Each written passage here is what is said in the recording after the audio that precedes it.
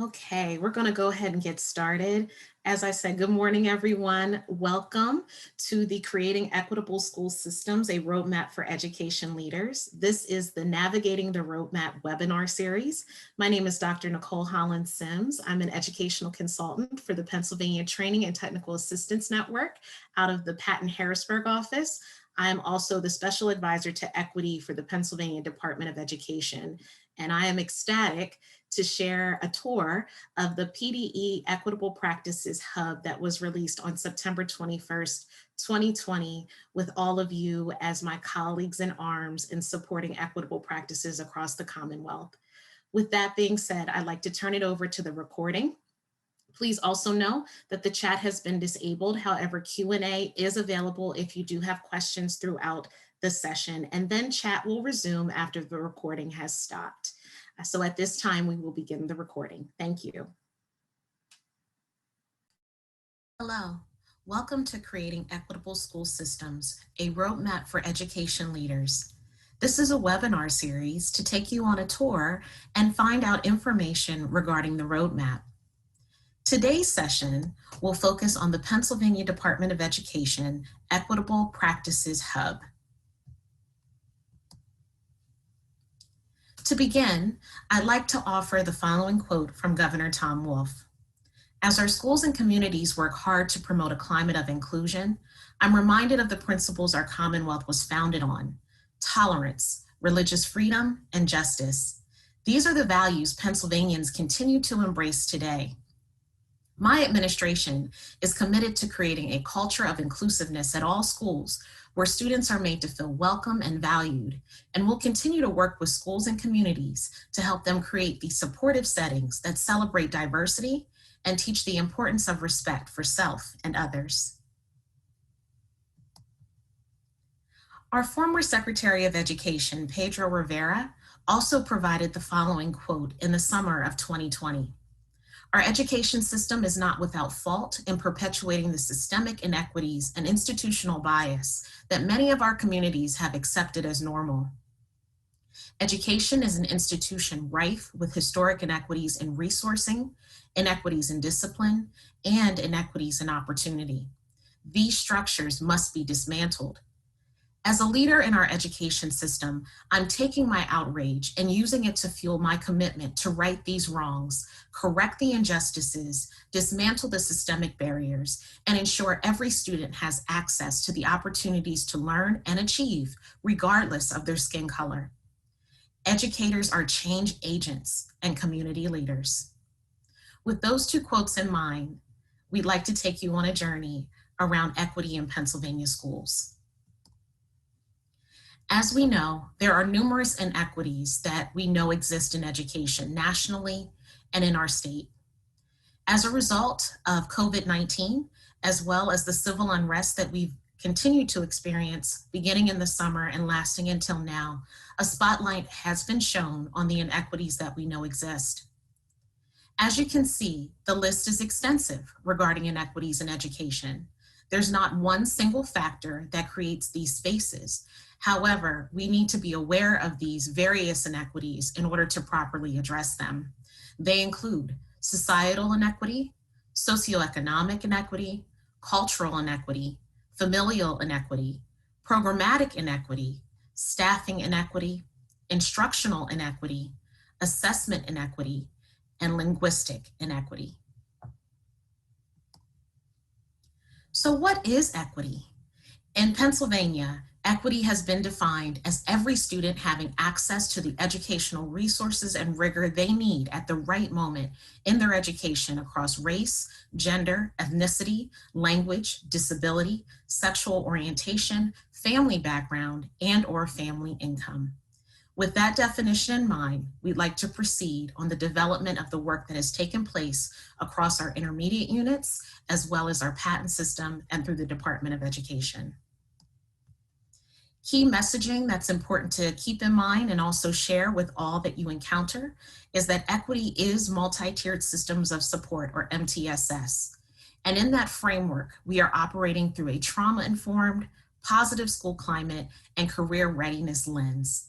The goal of this work is to ultimately dismantle silo approaches that we know are taking place in our educational systems.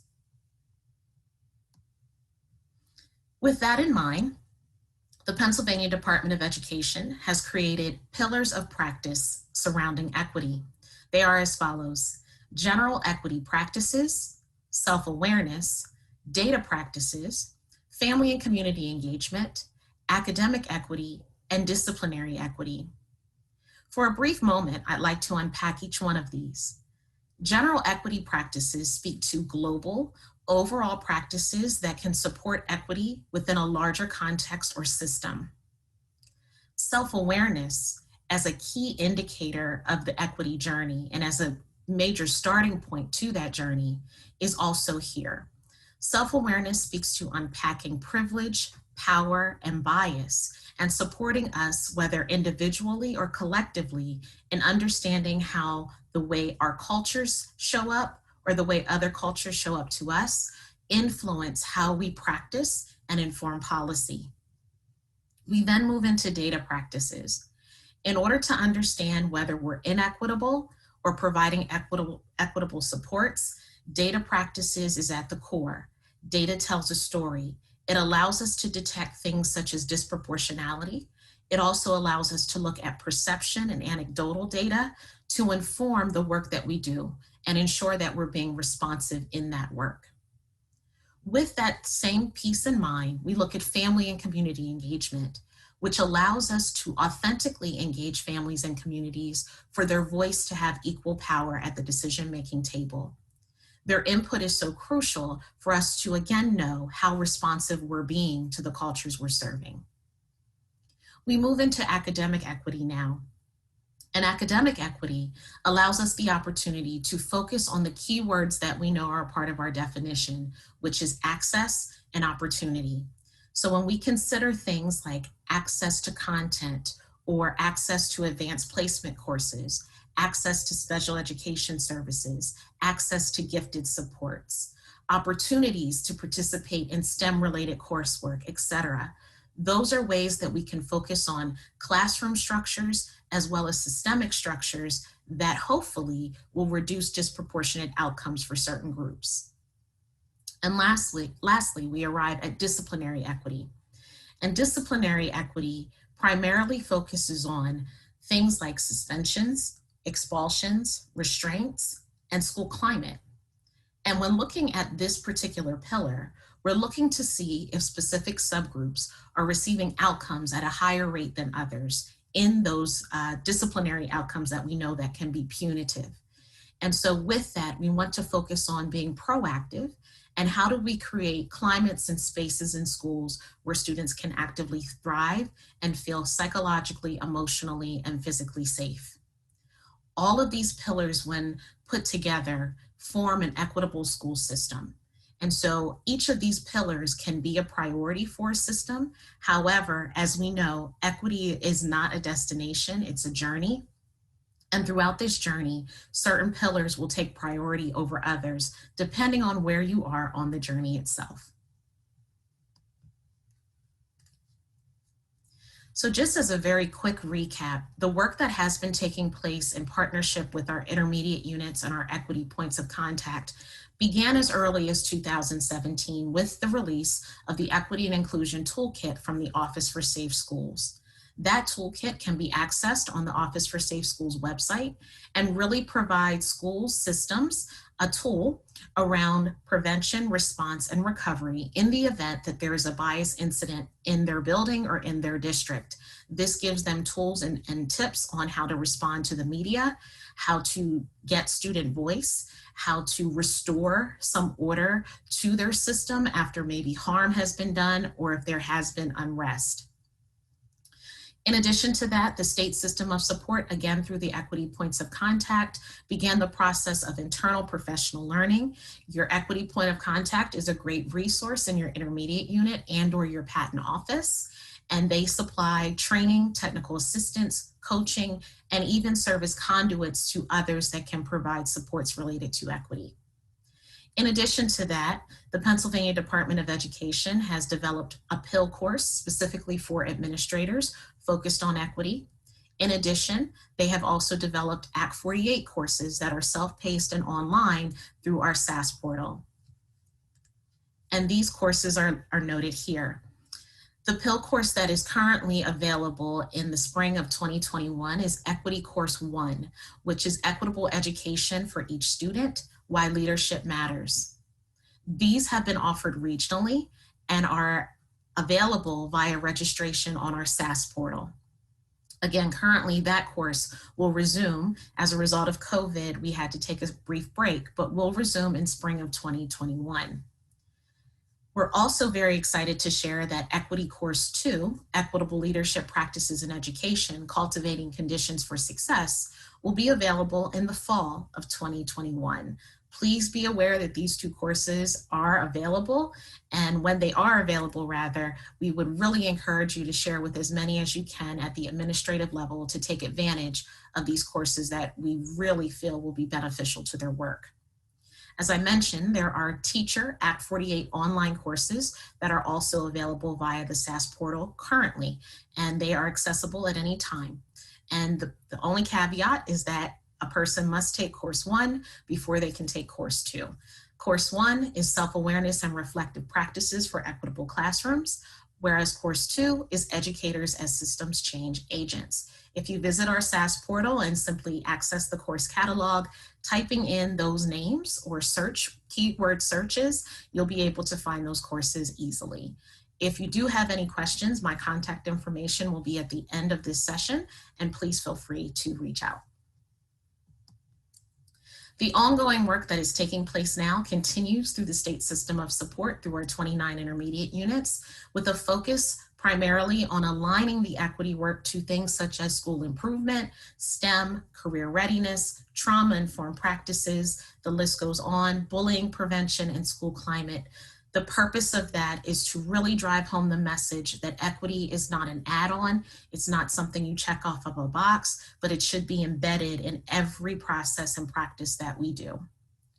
In addition, we are consistently connecting to Aspiring to Educate. If you're not familiar with Aspiring to Educate, there's a great resource on our PDE website that takes you on a journey around that whole process with our institution of higher education and how they've been able to look at diversifying the teacher pipeline. With that same work has been the development of culturally relevant sustaining educational competencies, which will support pre-service teachers and current teachers in understanding how to provide culturally relevant and sustaining services to students in all of their teacher practices. We're very excited about that work. And the moment you've been waiting for. In September of 2020, the Pennsylvania Department of Education released the Equitable Practices Hub. For a few minutes, I'd like to take you on a very brief virtual journey to get you acclimated to the hub and hope that you will find it useful.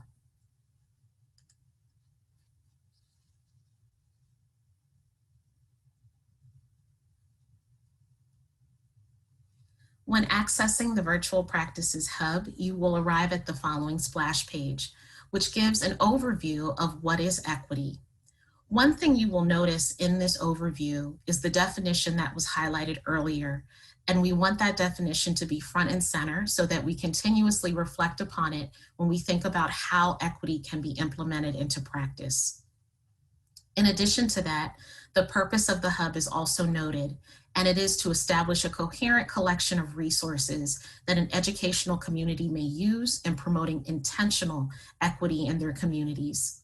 The resources have been handpicked and reviewed and represent best practices, models, and guidance from all their component parts.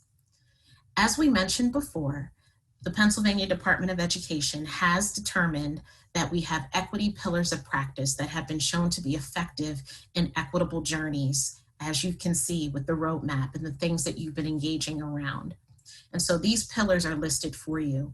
General equity practices, self-awareness, data practices, family community engagement, academic equity, and disciplinary equity, all with a very clear and concise question to help guide the efforts around which pillar you may want to start with. From there, we move into spheres. If you're familiar with Joyce Epstein's work out of Johns Hopkins University, she talks about spheres of influence around a young person or a student. And in that same vein, the thought was that we have different spheres that create our school systems. One is the district school lens, so broad, very large system based. We then move into the second sphere, which is the classroom level. And so teachers are an intricate part and an important part of this work in practice and equity. And then we move to the core, which is individual, and that's the HEART or heart work that's necessary to engage on this journey as well. And so in any one of those spheres, you will find resources aligned to the pillars that we highlighted earlier. One key component that's important to note is that before you begin, it's recommended to access the Mid-Atlantic Equity Consortium's criteria for an equitable school tool, essentially an equity audit, if you will. And I'm going to click there so that you can get a sense of what that document looks like. And as you can see, it takes you directly to the PDF version of the audit. It outlines what an equitable school can and should look like, and then a questionnaire follows. It's broken down into specific categories, this one being school policy. And as these questions are posed, teams or leadership teams can look at those questions and come to consensus on whether it's a yes, a no, or needs improvement. And as you scroll down through the rest of the audit, each section is organized in a very similar fashion. As we return to the Equitable Practices Hub, once this tool is completed, a companion action planning guide is also provided.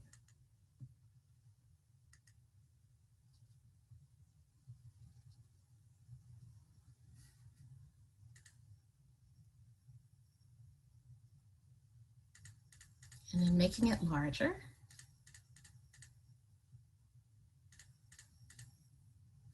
You can see that this tool is designed to complement the audit tool that we just reviewed. And so as you take a look here, it says that the tool should be completed in totality, meaning the audit tool. Yearly administration is recommended, with the initial administration serving as a baseline. The pillars are also reviewed, and it's also noted that teams may consider prioritizing the section with the most items that have been rated no or needs improvement. This audit tool is simply a guide. It's not something that needs to be officially submitted or turned into anyone. It's solely for the use of the district or school. And that this tool, although it says criteria for an equitable school, can be taken through the lens of a district or an LEA. And as we scroll down to the second part of the complementary action guide, you can see that the first section of the audit tool, which was school policy, is noted here. In parentheses, what you'll see are the pillars that also align to that particular section. This creates the connection or the alignment for the user to be able to then go back into the hub and determine perhaps which pillar should take priority and which pillar they should take a deeper dive around within the contents of the hub. It provides instructions at the top to review the items you identified as no or needs improvement, and then what are the next action steps and by who and by when. And so returning us back to the hub, I would like to take us on a brief journey through some of the pillars. I won't be able to go through all of them, but I would like to showcase just a few just to get you close to understanding what the hub may be able to do in support of your efforts.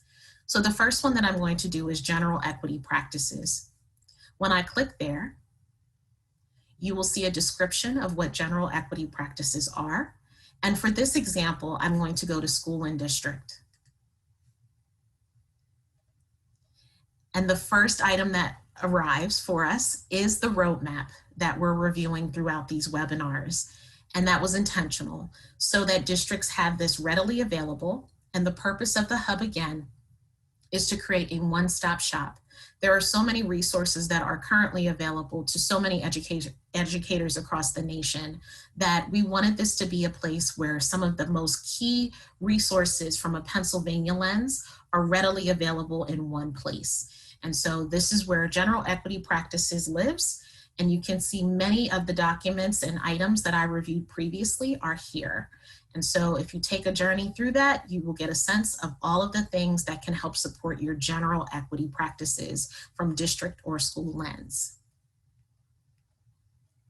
So in scrolling back up, the nice thing about the hub is that you can use some of these action links to take you directly to where you want to go. So in going back to the hub, I'll click here, takes me back, and I'll scroll back down. And the next one that I'd like to do is take us to academic equity. And again, there's a description here.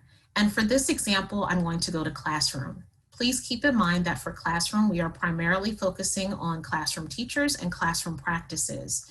And so this particular pillar is broken down into 3 areas. One is equitable approaches, the other is equitable instruction, and finally, subject areas. So just for an example, equitable approaches, we have information about instructional equity. We have the Teaching Tolerance website, which holds lesson plans, reading guides, discussion guides, etc., around various topics that we know are really important to address the various cultures, groups, and even current events that we experience. Teaching Tolerance is one of the websites that's highly recommended, and why, again, we sort of vetted certain websites that we thought would give folks, for lack of a better term, the biggest bang for their buck when they arrive at them. If we move down into equitable instruction, we have some content related to high leverage practices in special education, looking at computer science, and also focusing on better instructional practices in the classroom with a focus on equity. Moving down into subject areas, we have information related to English learners, as well as content related to math.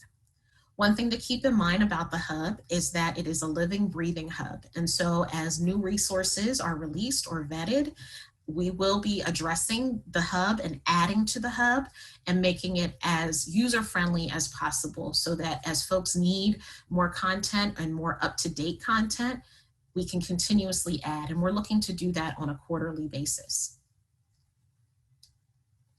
So I'm going to scroll back up and take us back to the hub. And the last example that I'll share is in the self-awareness pillar. And in the self-awareness pillar, I'm going to show you an example of individual. And when we click there, we have 2 topics indicated here under this particular pillar. One is individual learning, and one is individual practices. Learning would be that internal professional development that we take on individually to help us understand who we are, how we show up, etc. And then practices takes us to specific guidance on how we can take what we're learning and put it into practice. And so something as simple as how do I speak up against bias with a 4-step process is noted here. And these could be used not only for individual teachers, educators, but the hope of the hub is that that individual space is also available for family members, community members, school board directors, etc. Because all of the content that we're providing here can be useful in and out of the school setting.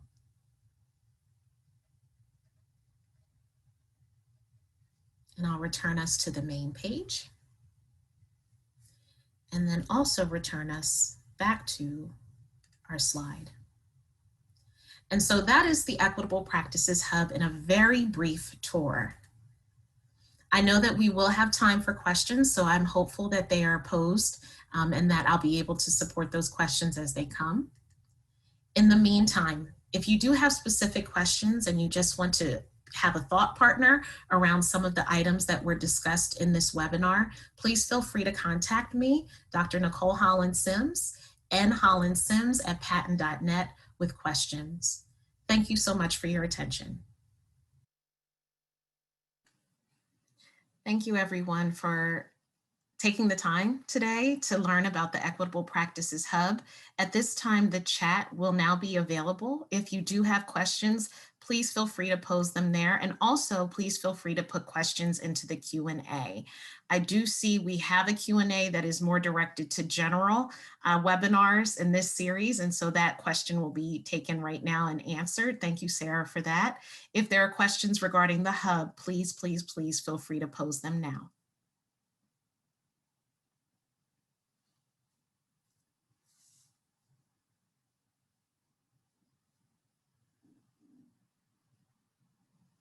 We do have a question that came in that I would like to pose to Dr. Hollins-Simms. The question was, if you are not the equity point of contact in an intermediate unit, can you still share the equity hub? Absolutely. And so the purpose of the hub is to really make it clear that it doesn't have to live in one place. We wanted to, again, create a one-stop shop for all of the great work that's being done across our intermediate units, across our Department of Ed, across our PaTTAN systems. And so, yes, if you are not a point of contact dedicated to equity in your intermediate unit or PaTTAN, still sharing the hub would be very valuable, as there's a lot of great resources that can connect to the great work that we're doing around career readiness, trauma-informed practices, shout out to Dana, as well as all of the other things we're doing with the Office for Safe Schools, and again, creating the roadmap that we're navigating through in these webinars. Another question came in. Do you have a link for the 2 equity classes on the SAS portal? I do not have a direct link. If you go to pdesas.org, when you access the course catalog, there is a space where you can do a keyword search. And Sarah, I see you're the one who posed the question. I can reach out to you, Sarah, with the title of those courses, and that would be what you would need to put in the keyword to search for them.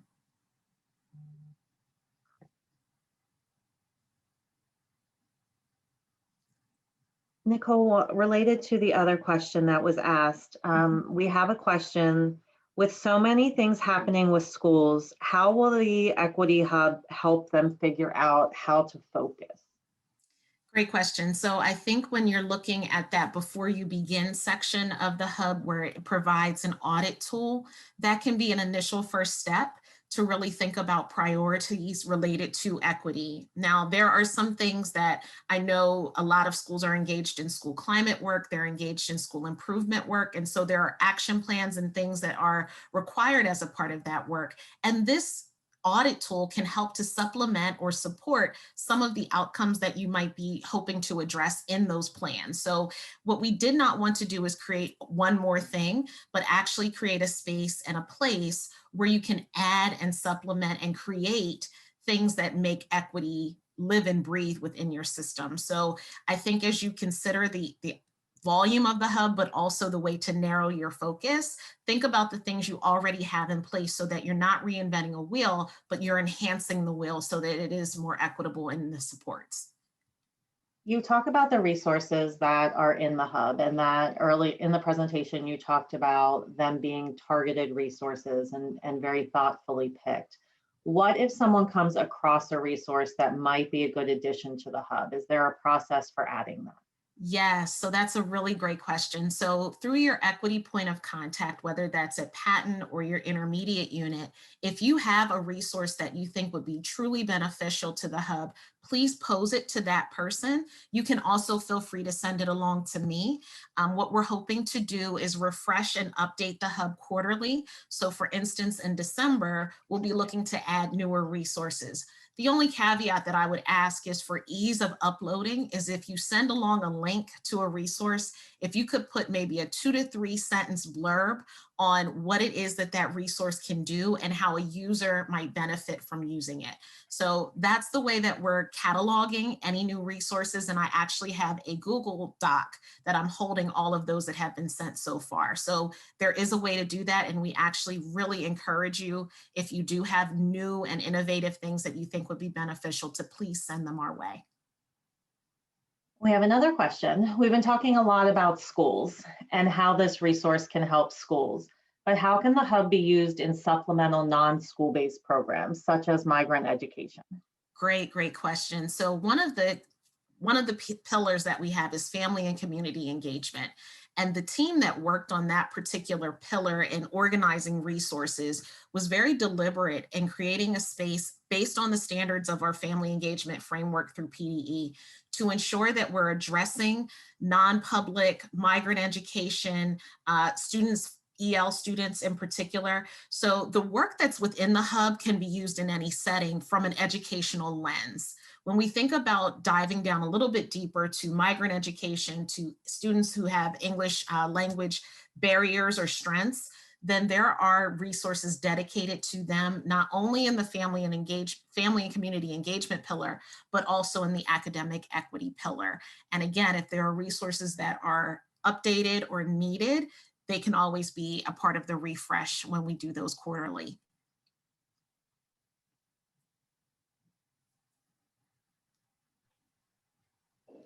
We do have a few more minutes. If anyone else wants to put any questions, either in the Q&A or the chat, please feel free.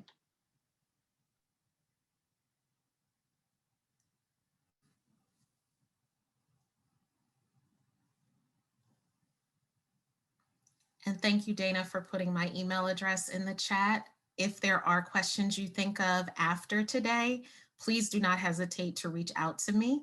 I'm going to hang out for a few more minutes just in case there are questions. But if you need to sign off, if you don't have a question, I want to thank you for your time. I'm hopeful that you'll utilize the hub, and please keep in mind that the equity work is not a destination, it's a journey. So please know that it takes a long time, but it's well worth it in the end. Thank you for your time today.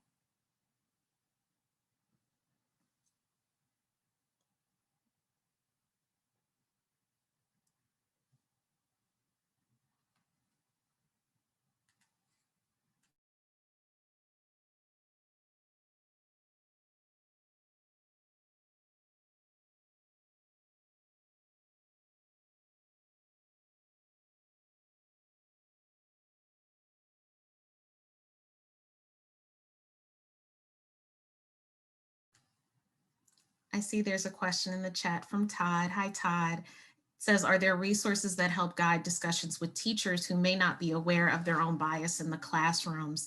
Yes. So actually, if you go to the self-awareness pillar under classroom and also under individual, there are a lot of great resources to support teachers in recognizing their own bias and also the biases that may be existing in their system at large. So I would definitely recommend that that would be a starting point for teachers that are somewhat new to that term or understanding the concept. Great question.